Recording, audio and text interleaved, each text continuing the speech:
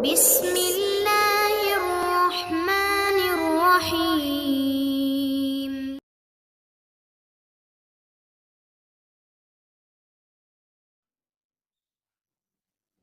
السلام عليكم ورحمة الله وبركاته.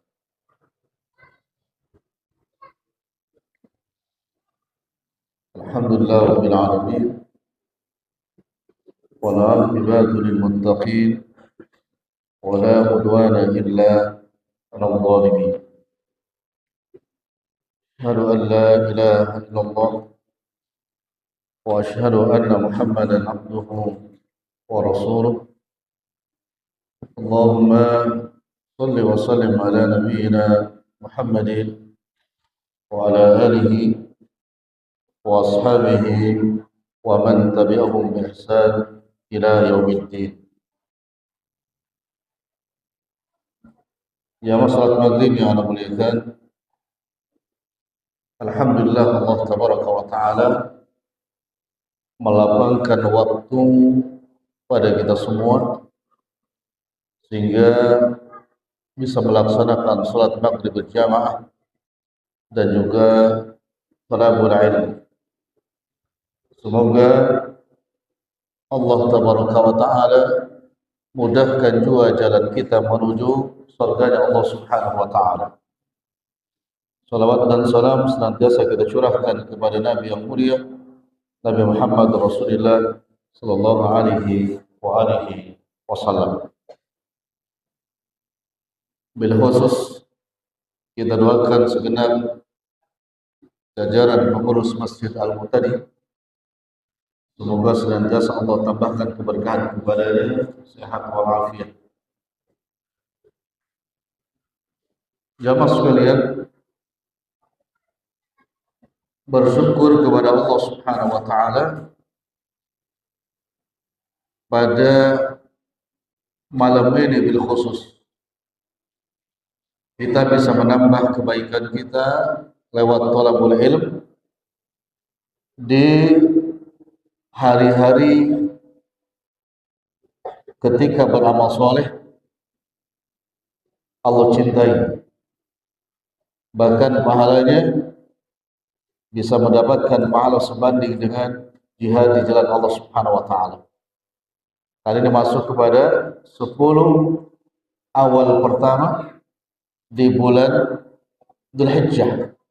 Yang kata Nabi alaihissalam, "Ma min ayyamin al-amalu shalihu fiha ahabbu ila Allah min hadil." Yani apa? Al-ayyam al-'ashr.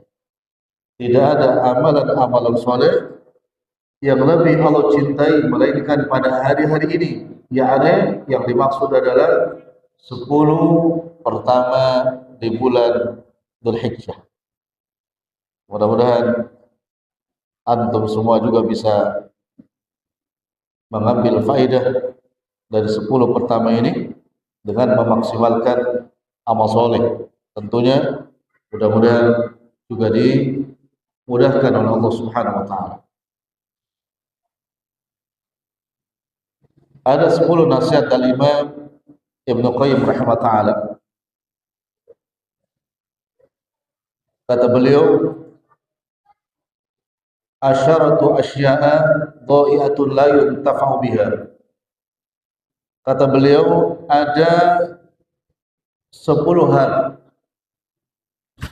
yang 10 hal tersebut bila mana ada di diri seseorang maka termasuk perkara yang sia-sia, tidak bermanfaat. Satu, kata beliau, ilmun la yu'malu bih. Nasihat beliau yang pertama, yang tidak akan ada manfaatnya atau sia-sia adalah seseorang yang punya ilmu tapi ilmunya tidak diamalkan. Dan nasihat yang pertama, seseorang punya ilmu tapi ilmunya tidak diamalkan, maka ilmu tersebut menjadi sia-sia. Tahu ya? Nasihat yang pertama, ilmun la yu'malu bihi. Seseorang yang punya ilmu tetapi ilmunya tidak diamalkan, maka sia-sia ilmu tersebut. Jamaah yang dirahmati Allah, menuntut ilmu adalah sesuatu yang berat. Menghafal ilmu atau mencatat ilmu juga berat. Tetapi dua poin tadi dibandingkan dengan yang ketiga, mengamalkan ilmu itu jauh lebih berat. Sehingga orang yang tidak mengamalkan ilmu, maka ilmu di dalam dirinya menjadi perkara yang sia-sia. Kita lihat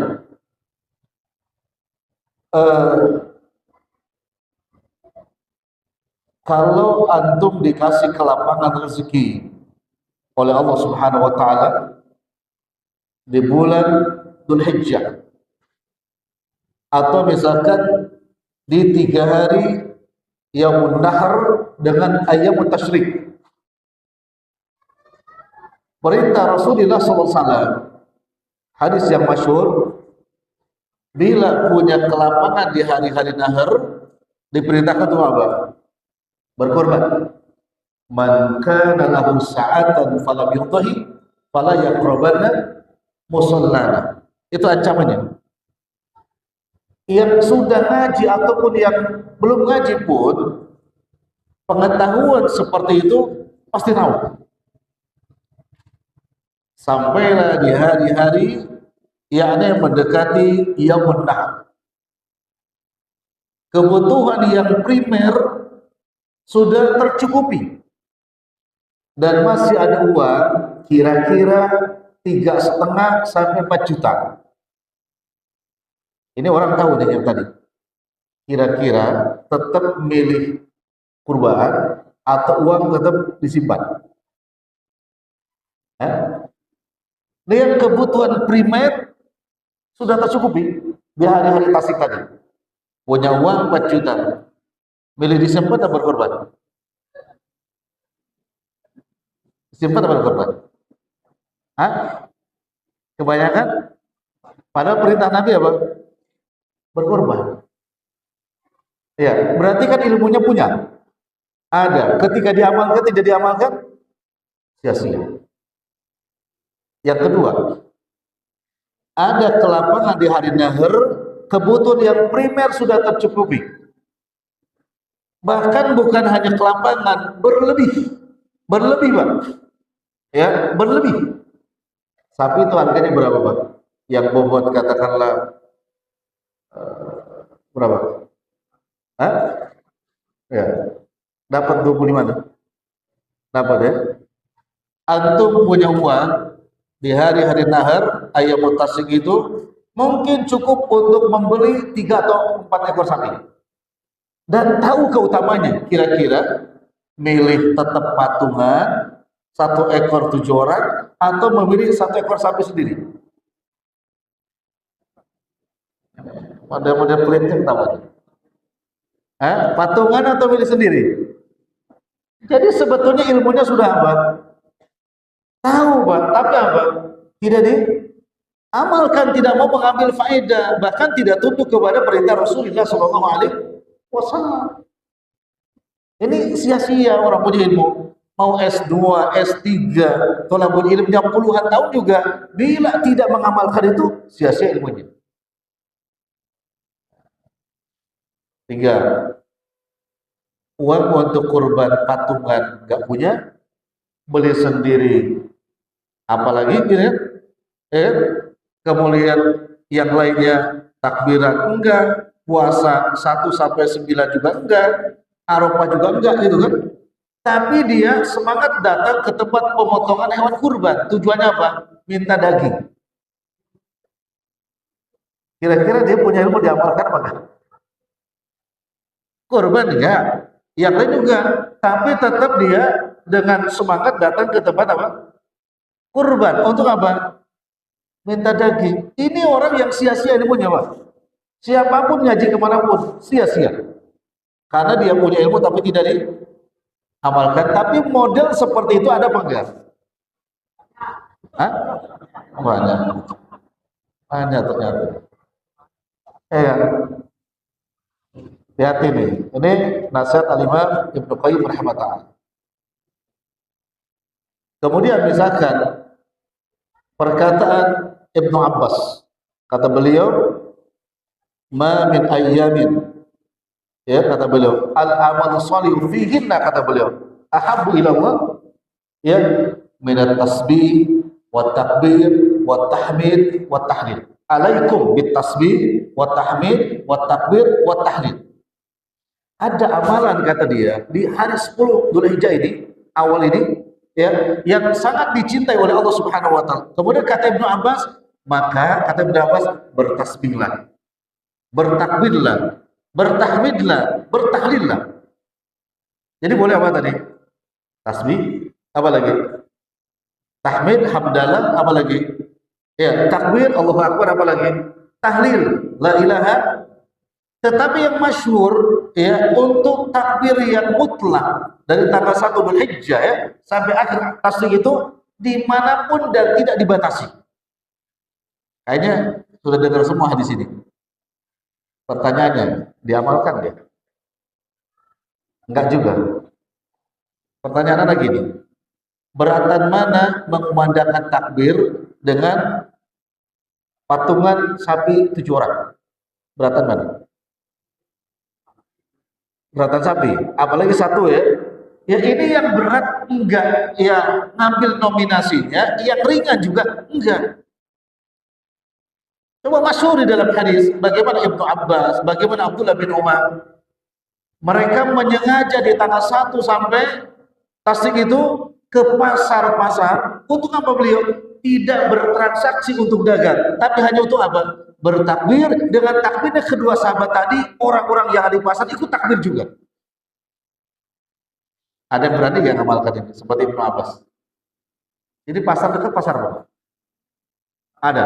Antum pagi-pagi ke pasar, langsung di pintu pasar, Allahu Akbar, Allah. Kira-kira gimana orang pasar antum? Hah? Gimana? Dibilangnya apa? Stres. Ini untuk mengamalkan gini aja nggak berani. Ini diamalkan oleh sahabat Nabi yang mulia. Karena bila mengerti ilmunya tapi tidak diamalkan, sia-sia. Ya kalau nggak seperti sahabat, ya atau bawa mobil, bawa motor, gitu kan? Allahu Akbar. Nggak usah teriak, lihir aja. Allahu Akbar, takbir. Ini kan? Ini termasuk yang mutlak. Kalau muqayyad kan di subuh tanggal 9, ya kan? Subuh tanggal 9 itu yang apa namanya? Muqayyad. Ini yang mutlak. Coba deh, indah antum kalau di rumah mengamalkan punya ilmu, ya kan? Bolak-balik antum sa'i di rumah. Sa'i itu kan dari dapur ke kamar, itu sa'i kan, jalan-jalan kan, sa'i sambil takbir. Istri nyuci apa di tempat yang memang boleh bersih, bertakbirlah, perbanyak takbir. Masya Allah, ini amalkan yang kayak seperti ini, Pak. Percuma kalau kita ngaji kemana, tapi sudah mendapatkan ilmunya bahkan yang ringan, memiliki pahala yang luar biasa, tapi tidak mau apa? Mengamalkan. Gimana? Siap di rumah takbir? Ya. Apa bedanya takbiran dengan takbir? Takbiran dengan takbir apa bedanya? Ini kan bahasa kita. Kalau pakai antu ujungnya menunjukkan jamak, berarti rame. Kalau takbir sendiri. Ya, kata Ibnu Abbas takbir, bukan takbiran, takbir. Maka kalau takbiran itu harus ada imamnya. Ya, kan? Kalau takbir nggak ada imamnya, Nabi minta kita apa? Takbir apa takbir? Takbir, maka tidak diimami. Itu. Paham ya? Jadi nggak ada imam takbir, itu nggak ada. Satu orang takbir, kemudian semuanya. Itu kebiasaan kita. Maka kalau ada imam takbir, ikutin bareng takbir, jangan nunggu imam diem. Ya, ikutin gitu. Kalau kita diam, nanti imam diam, akhirnya jadi apa? Jadi ada imam takbir. Berarti bapak-bapak jadi apa? Makmumnya takbir. Ini satu. Bismillah ya. Insyaallah, mudah-mudahan Allah mudahkan. Masa cuma takbir aja. Apalagi tadi? Tasbih. tahmid, ya kan? Tahlil digabung saja. Subhanallah, walhamdulillah, wala ilaha illallah, wallah. Dan tolong jamaah sekalian, untuk takbir itu tidak hanya pusat, tidak hanya masih, tapi datang dari pengetahuan yang luar biasa, membesarkan Dat Rabbul Alamin bersama apa? Bersama asma dan sifatnya. Dan antum wajib menasihati saudara antum siapapun. Kalau takbir, kemudian kalimatnya tidak pusat, tidak benar, nasihati. Pernah dengar gak antum yang takbir walilah ilham? Dengar gak? Ujungnya bukan ilham, tapi ilham. Pernah dengar gak? Itu di masjid lagi pas hari raya ilham terus, gak ada yang kasih tahu. Bilang, Pak, ilham udah meninggal kemarin, Pak. Ilham terus. Ya, walillah ilham, gak ada ilham. Tapi anak sering dengar tuh, mau lebaran, Idul Fitri, Idul Adha, masih ada yang takbir ujungannya ilham. Kasih tahu tuh, wajib antum nasihat itu, Pak, tidak ada ilham, tapi walillah ilhamad. Ini penting takbir. Takbir aja belum bisa gimana? Insyaallah. Satu yang kedua. Nasihat beliau yang kedua, termasuk sia-sia kata beliau rahimahullah taala, wa amalul la ikhlasa fihi wa la iqtidaan. Wa amalul la ikhlasa fihi wa la iqtidaan. Sebuah amal, ya, sebuah ibadah yang di dalamnya tidak ada ikhlas dan juga tidak ada iqtida, tidak ada yang bisa diambil contohnya, faidahnya. Satu, mesti ikhlas. Kedua, iqtida. Bila iqtida berarti maknanya harus ittiba. Karena tidak ada amalan yang mesti kita iqtida kecuali bila amalan itu ibtida, ittiba. Ada ulang ya? Tidak ada amalan yang wajib kita untuk ittiba, untuk iqtida, melainkan bila amalan tersebut sudah ittiba. Kalau ittiba harus apa? Iqtida. Tapi kalau tidak ittiba, maka jangan ittiba. Rumit gak? Enggak kan? Syarat diterima ibadah itu kan dua. Satu ikhlas, kedua ittiba, mutaba'ah. Ya kan? Maka adanya ittiba, adanya iqtida kalau dia juga ittiba. Anak kasih contoh. Dia tidak ittiba kepada Nabi SAW, ada anjuran gak untuk diikutin? Diiktidain. Tidak ada. Jadi adanya iqtida bila apa? Ittiba. Nah, bila ibadah ikhlasnya tidak, iqtidanya tidak, kata Imam Ibnu Qayyim rahimahullah, maka ibadah amalan tersebut menjadi apa? Sia-sia. Anak kasih contoh. Kalau ngaji, taklim seperti ini, Pak. Yang paling utama, saf paling depan atau belakang? Hah? Well, ini kosong, Pak. Ya, kalau mau ittiba yang mana? Depan. Jadi kalau ada yang di depan ittiba, maka kita apa? Iqtida, ikutin, Pak. Tapi kayak yang di belakang-belakang berarti kan tidak ittiba, maka tidak boleh apa? Iqtida. Satu. Kedua, kalau ngumpul ngaji dari sebagaimana, yang enak itu yang paling banyak pengorbanannya, yang duduk tanpa nyender atau yang duduk sambil nyender? Yang paling berat pengorbanannya? Hah? Yang duduk dengan senderan atau duduk tidak senderan? Iya, kecuali ada udzur. Anda tahu semua yang itu ada udzur semuanya. Udzurnya apa? Sepuh. Karena udah syekh semua sepuh. Maka yang muda tidak boleh iktidaan.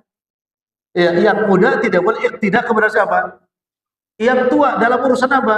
Ngaji sambil nyender. Nah, kalau masih iktida, nah itu salah kaprah. Maka sia-sia. Ini penting, Pak. Paham dalam apa? Tobaqo, level-level tolabul ilm. Supaya apa? Supaya bermajlisnya tidak sia-sia. Ikhlas yang pertama, kedua harus membuahkan iktida. Bagaimana supaya iktida? Ittiba terlebih dahulu. Masya Allah. Anda kasih tahu gini, Pak. Sodako yang paling utama Di rumah ada anak, istri, orang tua. Dan ngasih ke masjid. Uangnya pas-pasan. Mana yang paling utama? Hah? Ke istri. Ya. Orang tua. Yas'alunaka madza yunfiqun. Ya. Qul ma anfaqtum min khairin falil walidain wal aqrabin wal yatama wal masakin. Al-Baqarah 215. Uangnya pas-pasan. Ada istri di rumah, ada juga mertua, walaupun nggak serumah, tentunya kepada siapa dulu? Istri dulu kalau pas-pasan. Pernah dengar gak yang namanya sodako Jumat Berkah? Ada sekarang. Dari tahun berapa itu munculnya Jumat Berkah itu? Hah? Ada tahu nggak asbabul wurud Jumat Berkah itu tahun berapa? Atau dari siapa? Memangnya Jumat dari dulu nggak berkah. Jadi berkahnya Jumat kalau pulang apa? Nah, yang nggak bawa besek berarti nggak dapat apa? Innalillahi. Yang pulang nggak bawa besek dia akan dapatkan Jumat berkah. Yang pulang bawa besek, apalagi beseknya 3, berkah sekali itu Jumat. Artinya gini, bukan itu yang ada permasalahan. Ini, para suami, kalau dia uangnya pas-pasan, kemudian diberikan ke masjid untuk Jumat berkah, tapi dia tidak ngasih kepada istrinya ketika pulang Jumat bisa tersenyum dengan berkah, itu keliru. Yang antum harus utamakan adalah apa? Ngasih kepada istrinya, biar ketika antum pulang ke rumah, istri juga senyum dengan berkah senyumnya. Kenapa? Karena ada tambahan setiap hari Jumat dari apa? Suaminya. Ini keren loh, Pak. Jadi jangan Jumat berkah dulu kalau uangnya apa? Pas-pasan, biar orang rumah menjadi apa? Berkah dulu, kasih ke rumah. Punya 50.000 kasih sama istri antum. Berkah itu dari Jumat. Dan itu iktidaan, harus diikuti, Pak. Jangan sampai dari masjid gak dapat apa tadi? Teng-tengan, di rumah juga gak masak. Berkah gak di rumah? Gak berkah. Makanya antum siapkan, termasuk di 10 pertama nih, Dzulhijjah, siapkan uang 1 juta untuk yang di rumah. Ngasihnya gimana? Siangnya pagi 50, malam 50. 10 hari juga 1 juta. Di selain bulan ini, tambah kepada mereka istri kita 50.000 tambahan setiap hari Jumat kepada istri antum. Itu bagus itu. Setuju gak? Yang jawab pasti yang sama. Antum masih mikir-mikir setuju apa enggak? Kenapa? Yang istri antum pasti setuju. Ya, bahkan mungkin doanya nambah. Moga-moga setiap bulan itu Jumatnya ada 5. Nah, kenapa demikian? Ya, kalau 4 kan 200.000. Kalau 5 lumayan berapa? Itu cerdas. Nah. Dan itu mesti ada apa? Iktidaan, boleh diikuti. Kenapa? Karena ia sudah ittiba'an. Kalau tidak ya termasuk apa? Sia-sia. Antum kurbannya kambing, minta daging sapi. Dikasih apa enggak? Hah? Kurbannya kambing, Mbak, minta daging sapi. Kata dia, Pak, saya boleh nggak minta daging sapi karena saya tidak makan daging kambing. Boleh nggak dikasih? Boleh. Tanggung jawab, Pak. Boleh dikasih nggak? Kurbannya kambing, minta daging? Iya. Dia mintanya kepada siapa biasanya? Panitia itu yang punya kurban atau wakil kurban? Ya, kalau wakil kurban berarti panitia harus minta ke siapa? Yang kurban. Masalahnya ini dagingnya daging sudah kumpul semua. Sapi siapa di situ? Kenapa demikian, Pak? Setiap muqarrib akan memilih sapi terbaiknya untuk menghasilkan apa? Daging terbaiknya. Ujung-ujung, mohon maaf, pakai bahasa Jakarta, Tangerang. Ujung-ujung ada orang muqarrib minta daging sapi, sementara di kurbannya apa? Jangan dikasih, Pak.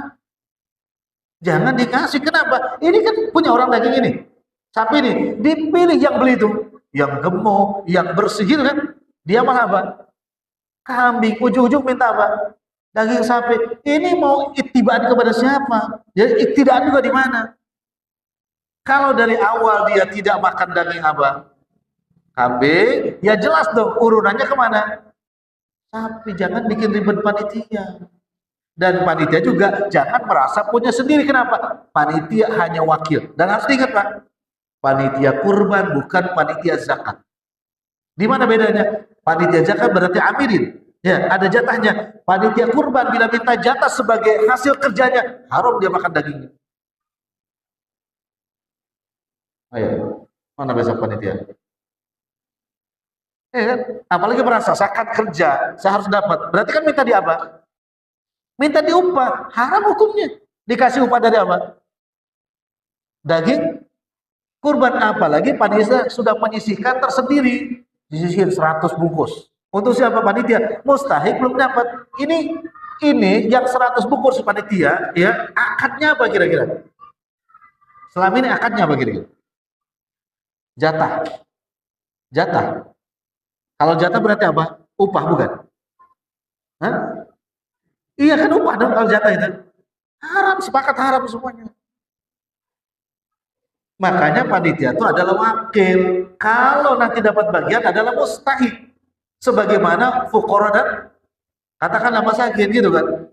Nah kalau sama dengan mustahik berarti beratnya pun juga harus mustahik sekilo. Berarti apa namanya ini? Panitia juga sekilo. Kalau mustahik 1 kilo, panitia 2 kilo. Atas dasar apa panitia dikasih 2 kilo? Ada bisa jawab? Ya? Kenapa? Hadiah. Hadiah dari siapa? Panitia. Panitia itu siapa? Wakil. Yang berhak ngasih hadiah siapa, Pak? Yang punya. Ada gak akad ketika menerima sapi dari Bukhari? Pak, boleh gak nanti sebagai saya hadiahkan kepada panitia? Ada gak? Muskilah kita banyak. Hati-hati, Pak. Dosanya besar. Kenapa? Karena di hari yang agung kan? Di hari yang agung, hari yang mulia kan? Beramal soleh pahalanya besar, melakukan dosa juga dosanya apa? Jadi besok yang jadi panitia jangan terlintas terbersih dalam hati saya harus dapat jatah karena saya apa? Kerja, itu upah namanya.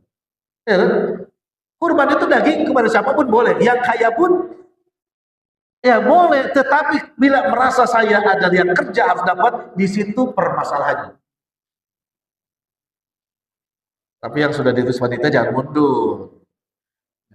Bagian amal soleh untuk apa? Ikut apa? Membantu amal soleh itu. Tapi hilangkan rasa iri saya jatah harus dapat. Bahkan kalau nggak dikasih marah. Saya akan panitia, masa yang lainnya dapat saya nggak tuh? Berarti minta apa? Jatah itu upah. Siap nggak jadi panitia kalau dapat daging? Siap nggak siap? Siap ya? Harus siap. Ya, kan sudah include. Gini Pak, sedikit nih ilmu ya, harus ada tidak gini. Sapi sekian, mustahik misalkan 1000. 1000 itu udah masuk include siapa? Panitia, berarti levelnya panitia sama dengan siapa? Mustahik yang lainnya. Begitu Pak. Ya, apalagi kalau panitia sudah makan duluan daging. Daging apa? Daging apa? Kurban. Di mana caranya? Minta izinnya sama siapa? Ya, sementara dia apa? Wakil. Kalau mau koribnya, misalkan bapak di kurban, bapak bilang ketika nyerahin hewan, tolong ini sebagian jatah saya, tolong dimasak untuk panitia, halalan thayyibah. Tapi kalau panitia ngomong sama mukorib, Pak, izin, boleh nggak Pak, sebagiannya saya masak untuk panitia? Ini namanya melobi. Melobi siapa? Mukorib. Dari mana coba contohnya? Ya, mukorib Pak di lobi panitia berat hati kan? Mau bilang nggak boleh, kambingnya sudah dititipin. Mau bilang boleh juga, masih butuh. Ini subhan. Ini penting. Maka panitia kalau pengen makan daging, makan yang sederhana aja. Maksudnya dari warung Padang, sederhana. Itu kan aman. Warung Padang. Ini kenapa? Kalau begitu diikutin Pak, tidak oleh siapa? Semua orang. Ini berbahaya. Bisa menjadi dosa jariah. Kalau ya, ini sedikit beramal. Ya, kalau di dalamnya tidak ada ikhlas dan tidak ada iktidaan, maka amalannya sia-sia. Ya. Masih ada gitu nggak?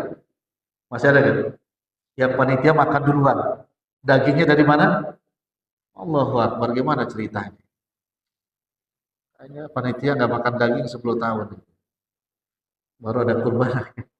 Apalagi kalau panitianya usil, ngambil torpedo, ngambil buntut, yang nyuri juga.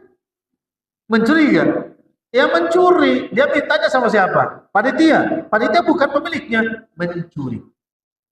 Hati itu Pak. Insyaallah. Mudah-mudahan tidak ada yang hilang. Torpedo sama apa? Buntut. Kalau gampang lidah mungkin diambil juga. Cuma lidah diambilnya susah kalau dipecah banyak kepalanya. Itu yang nakal-nakal gitu. Yang ketiga, nasihat Al-Imam Ibnu Qayyim rahimahullah yang ketiga, wa malun la yunfiqu fihi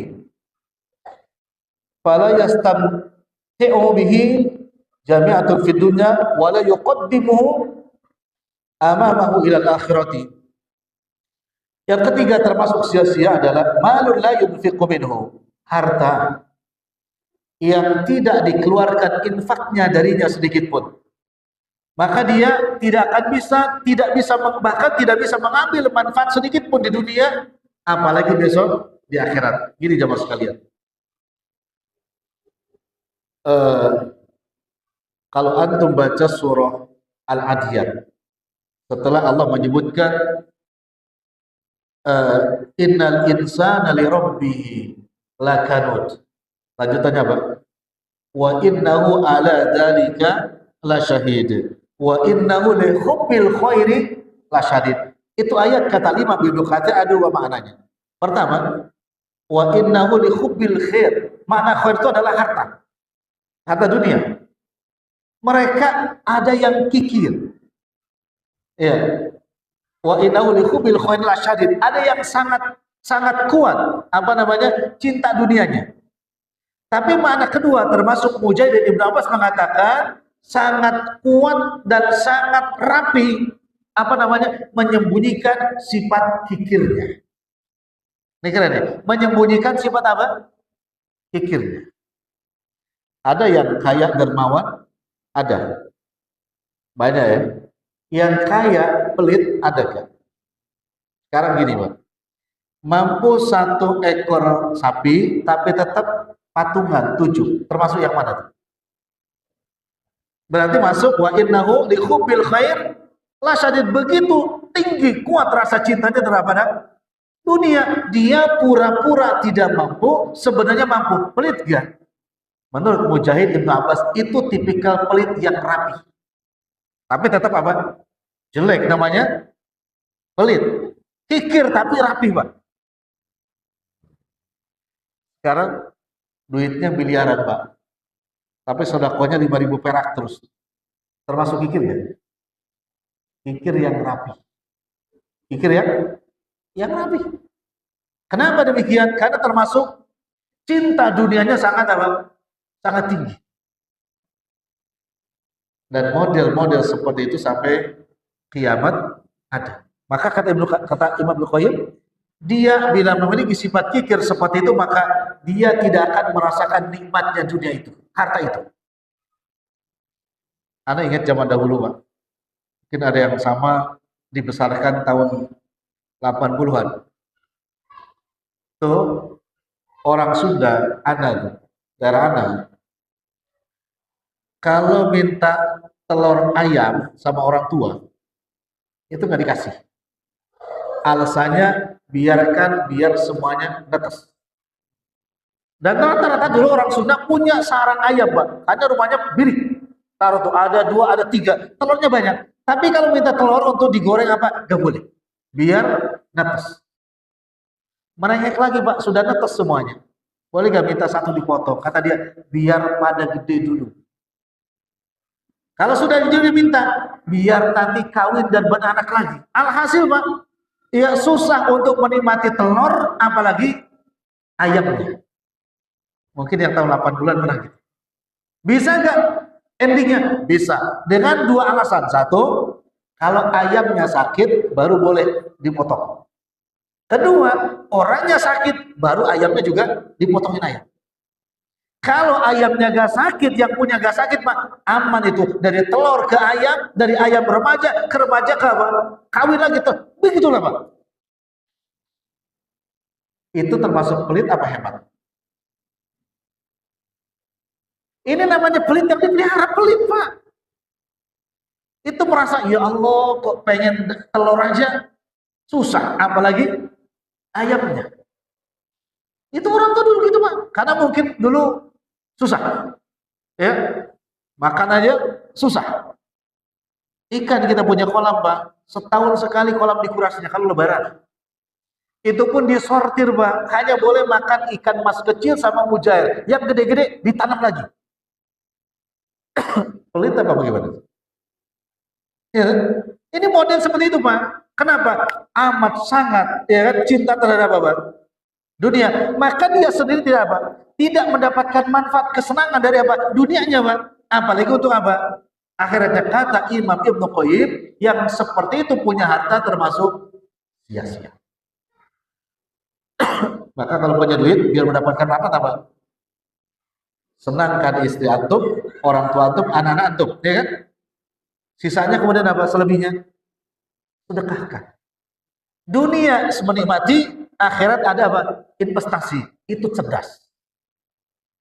Itu. Karena banyaknya kan nggak begitu Pak. Cari duit untuk apa Pak? Cari duit untuk apa? Betul? Untuk nyekolahin anak, ya kan? Anak sekolah, selesai sekolah, kerja. Anak juga kerja, cari apa? Duit juga. Untuk apa anak kita cari duit Pak? Begitu aja gak ada ujungnya.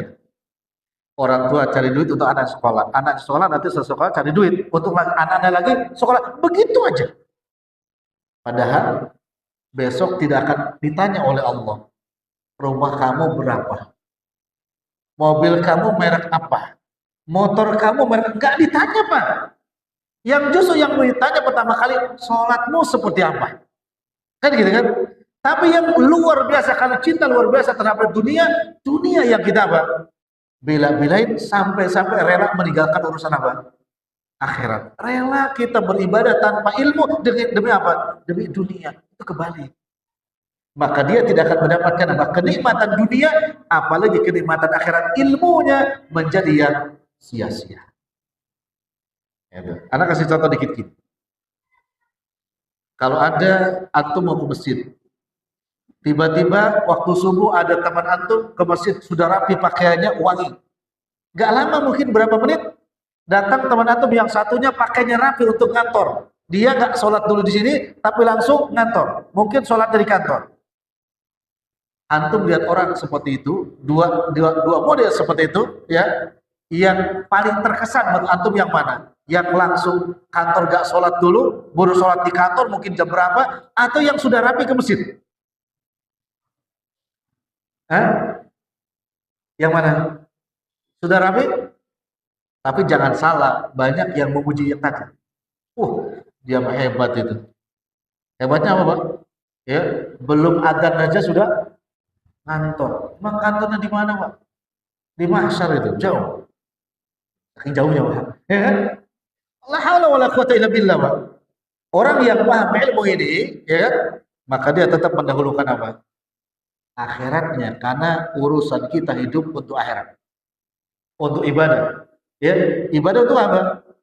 Ya untuk bekal kita menuju negeri yang kekal dan abadi. Ini yang ketiga. Yang keempat, wa qalbun farigun min mahabbatillah wa syauqi ilahi wal unsi bih. Nasihat yang keempat, termasuk sia-sia seseorang yang qalbnya farigun min mahabbatillah, hatinya yang senantiasa kosong dari apa? Kecintaan kepada Allah. Bahkan rindu pun sama sekali tidak ada, tidak terbersih sama sekali kepada Allah Subhanahu wa taala. Ini termasuk orang yang punya hati sia-sia. Sepi, kosong, dingin bahasa anak mudanya dari apa? Mencintai Rabbul Alamin, Allah Tabaraka wa taala. Masya Allah. Bahasanya tuh bukan sepi Pak, yang L itu, dingin. Tahu antum? Kata-kata dingin itu, kalau sudah berumah tangga gimana? Rumah tangga suami istri ini dingin, maksudnya gimana? Hah? Rumah tangga dingin. Mungkin yang sini AC, sini AC, gitu. Dingin itu Pak, tidak ada tegur sapa. Tidak ada tegur sapa, wala senyum, wala saling menghormati. Dingin. Kalau sudah dingin, tidurnya belakang-belakangan. Tidak apa? Tidak ada Pak. Ayo, Bapak tidur di mana? Masih ada pada depan atau sudah belakang-belakangan? Yang tidurnya tadi malam atau kemarin-kemarin adep-adepan, berarti masih ada kehangatan. Tapi kalau sudah belakang-belakangan, berarti itu sudah apa? Dingin. Bagaimana kalau dingin itu kepada siapa? Allah Tabaraka wa Ta'ala. Sehingga hatinya tidak tergerak untuk apa? Beribadah dan lain. Dan kenapa? Sudah dingin. Dan hati seperti itu Pak, yang punya hati seperti itu rugi. Sia-sia. Maka nanti malam jangan belakang-belakangan. Depan. Walaupun mungkin aromanya beda. Suaminya mau tidur pakai PPO. Tahu PPO? Ya, zaman baheula yang hijau itu ya. Itu PPO. Kalau mabuk itu kan. Ya, istrinya ya pakai minyak apa itu? Hah? Ya itulah, jadi aromanya memang sudah nano-nano. Tapi bukan itu, jiwanya yang penting. Apapun aromanya, yang penting jiwanya. Ya, itu menunjukkan apa? Antum mencintai istri antum diperintahkan oleh Allah. Ya, kan? Ya, diperintahkan oleh Allah. Maka apapun sifatnya, apapun modelnya, harus tetap hangat. Kehangatan antum kepada istri antum karena diperintahkan oleh Allah, berarti hati antum juga tetap mencintai siapa? Rabbul Alamin. Kalau Allah tidak memerintahkan, untuk apa? Kalau Allah tidak memerintahkan, untuk apa? Logika sederhananya, senengan punya istri, kalau pakai bahasa anak muda sekarang, bahagiaan punya istri atau bahagia gak punya istri? Pelan-pelan aja jawab. Bahagia punya istri atau bahagia gak punya istri?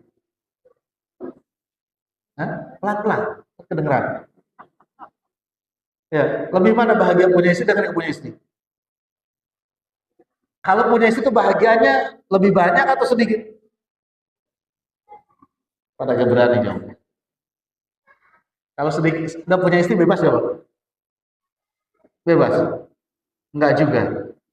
Baru tetap bahagia.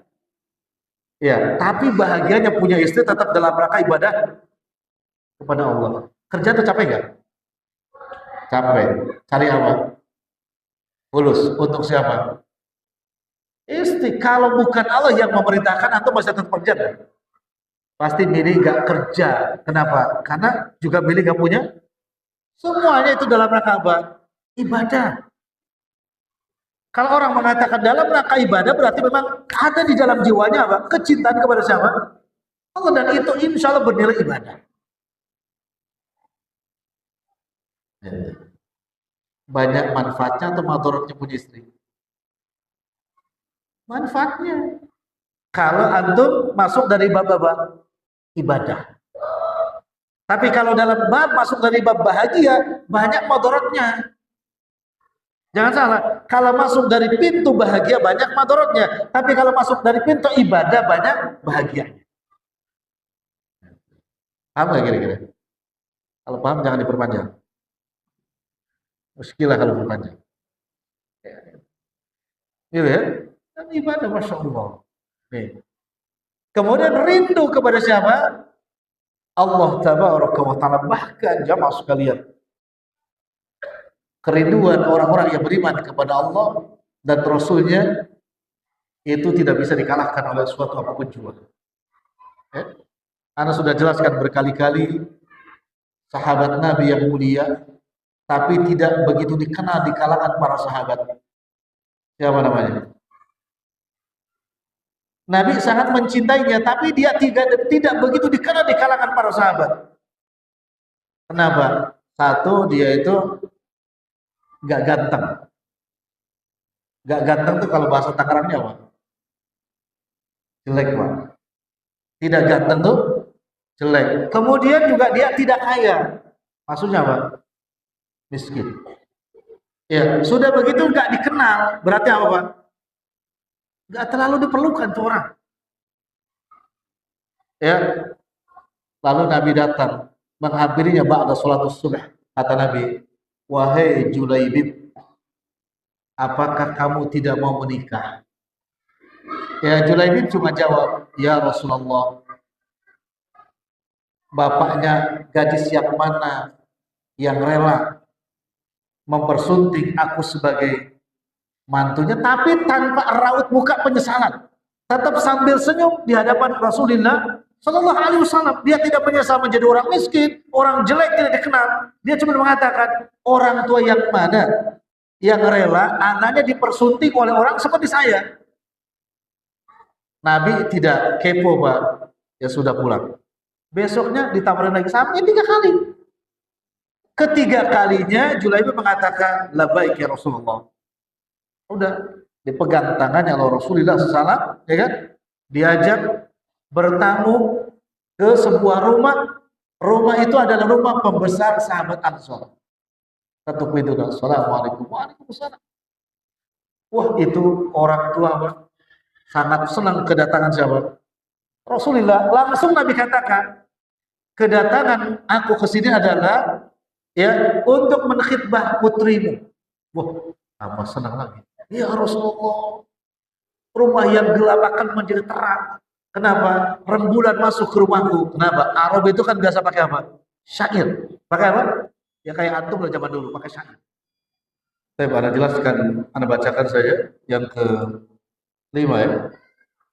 Yang kelima termasuk sia-sia kata Imam Ibnu Qayyim adalah wa badanun mu'attalun min taatihi wa khidmatihi. Seorang yang punya badan ini ya, dia tidak memanfaatkannya untuk apa? Ketaatan dan berkhidmat. Ketaatan kepada Allah dan berkhidmat. Ini termasuk sia-sia. Punya badan dianggurin. Tidak dijadikan sebagai apa? Ajang untuk taat kepada Allah dan melayani manusia. Tidak menjadi orang yang bermanfaat. Kemudian yang keenam, wa mahabbatullah tataqayyadu biradil mahbub. Percintaan atau hobi apapun yang hobinya itu tidak ada keterikatan dengan ridhonya Allah Subhanahu wa taala, maka ini termasuk sia-sia. Kecintaan atau hobi apapun yang bila ditanyakan apakah Allah ridho dengan hobi tersebut atau tidak, maka bila tidak ada kaitannya dengan Allah ridho atau tidak, hobi-hobi itu termasuk hobi yang akan menjadi sia-sia. Dan kita semua punya hobi. Badminton hobi bukan? Futsal, main bola. Kalau nikah terus bukan hobi. Kalau tidak dikaitkan dengan apa? Keridhaan Allah, maka termasuk sia-sia. Kemudian waktun ma'aqalatun an istidraki faritin au iktidami birin wa qurbatin. Termasuk waktu yang nganggur. Ya, waktu yang nganggur tidak menjadikan seseorang lebih mendekatkan diri kepada Allah dengan birrun wa qurbatun, dengan kebaikan dan kurbah yang ini bertakarub kepada Allah, maka waktu tersebut akan menjadi sia-sia. Kemudian wa faqrun yajulu fi la yanfa'u. Pikiran, Pak, yajul, selalu berangan-angan dengan sesuatu yang memang tidak ada manfaatnya. Sendirian atau lagi banyak, lagi ngaji, diam saja. Tapi diamnya itu pikirannya mengawang-awang, menghalu-halu kepada sesuatu yang tidak bermanfaat, maka termasuk perbuatan yang sia-sia. Kemudian berkhidmat, yang kesembilan, berkhidmat kepada siapapun yang khidmatnya itu tidak juga terkait dengan sesuatu yang dicintai oleh Allah Subhanahu wa taala, maka itu termasuk sia-sia. Yang ke-10, takutnya dan rojaknya, yakni harap-harap dan cemasnya itu ya bukan disandarkan kepada Allah Subhanahu wa taala, tapi disandarkan kepada selain Allah. Maka takut dan rojak dan takutnya itu menjadi perkara yang sia-sia. Harap-harap dan cemasnya menjadi perkara yang sia-sia bila digantungkan bukan kepada Allah Tabaraka wa taala. Ini 10 nasihat Al-Imam Ibnu Qayyim rahimahullah taala. Bila belum lengkap, nanti bolehlah yang tahu nomor anak di tanyakan via nomor telepon. Nah, waktu dibatasi gitu.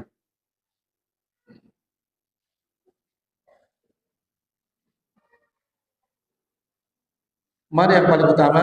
Sedekah kepada orang tua, untuk orang tua yang sudah wafat, atau memenuhi kebutuhan yang masih harus menunggu dari sedekah yang masih ada. Karena sedekah kepada yang sudah meninggal itu ya tidak mesti bil mal, tidak selalu mesti dengan apa? Dengan harta. Bisa dengan apa? Amal soleh yang lainnya, termasuk apa? Seorang anak. Perbanyak amal soleh, tilawah dan lain sebagainya. Insya Allah termasuk memperbanyak istighfar untuk kedua orang tua, itu bagian amal terbaiknya. Jadi tidak selalu berkaitan dengan harta bila untuk yang sudah meninggal dunia.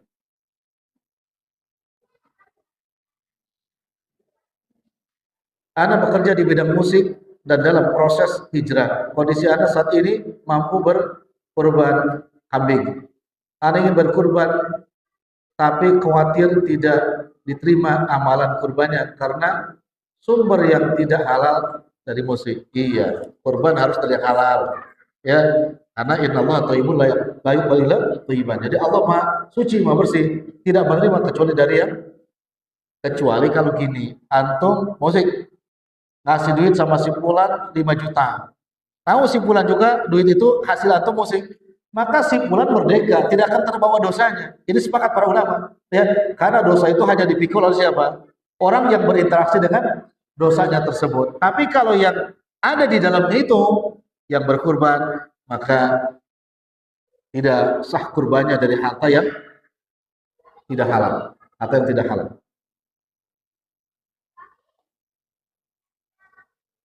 Suami pernah terkena fitnah harta, yang dimana jika ada uang titipan orang seringkali terpakai tanpa izin, hingga akhirnya menjadi hutang yang menumpuk. Penyakit ini. Semoga Allah jaga istri suami anti. Istri khawatir ini menjadi kedoliman dan tidak berkahnya rumah tangga dari uang yang suami istri pakai. Bolehkah sebagai istri ingin tahu semua pemasukan suami dari mana saya untuk meminimalisir adanya kesalahan berulang yang suami lakukan? Kalau suami sudah tahu bahwa suaminya soleh baik, masihkah perlu istri menanyakan hasilnya dari mana? Masih nggak? Ya, ya maksudnya kepo. Pak dari mana saja. Kalau dia kerja dan tahu tempat kerjanya, tidak usah ditanya. Tapi bila suami kadang-kadang dapat uang dadakan yang tidak ngasih tahu, tanya sumbernya. Kalau dapat uang apa? Dadakan dan tidak masuk akal, gitu kan? Tanya, wajib bertanya. Tiba-tiba dapat uang 10 juta, yang biasanya dapatnya berapa? 20 juta, ya itu nggak usah ditanya. Ya kan? Biasa dapat 22 juta, tanya dari mana, wajib. Tapi kalau sudah tahu kerjanya di bidang apa yang halal dan thayyib, enggak usah ditanya. Cuman kalau ada yang lebih, tanya dari mana. Gitu ya? Dari mana. Ya. Kalau yang sudah baik-baik enggak usah ditanya. Kenapa? Karena suami sebagai direktur, ya adapun istri sebagai bawahannya. Bila ada kebutuhan, bikin list di kertas A, B, C, D, biar suami yang meng-ACC. Mana yang masih boleh di-ACC, mana yang ditangguhkan. Itu caranya minta duit sama siapa? Suami. Tapi suami rajin bersedekah di luar nafkah itu juga termasuk perbuatan yang baik. Bila nafkahnya sehari 500.000, seminggu sekali dikasih 1 juta, insya Allah itu sangat baik menurut istri antum. Ya kalau antum kaya kan baik juga kan? Insya Allah. Demikian Pak ya. Apa ya, kita dibatasi waktu, gak ada masalah. Tapi yang penting poin-poinnya sudah bisa dipahami dan menjadi ladang untuk amar ma'ruf nahi munkar. Semoga Allah mudahkan. Wassallallahu ala nabiyina Muhammadin wa ala alihi wasallam. Subhanakallahumma bihamdik asyhadu an la ilaha illa anta astaghfiruka wa atubu ilaik. Assalamualaikum warahmatullahi wabarakatuh.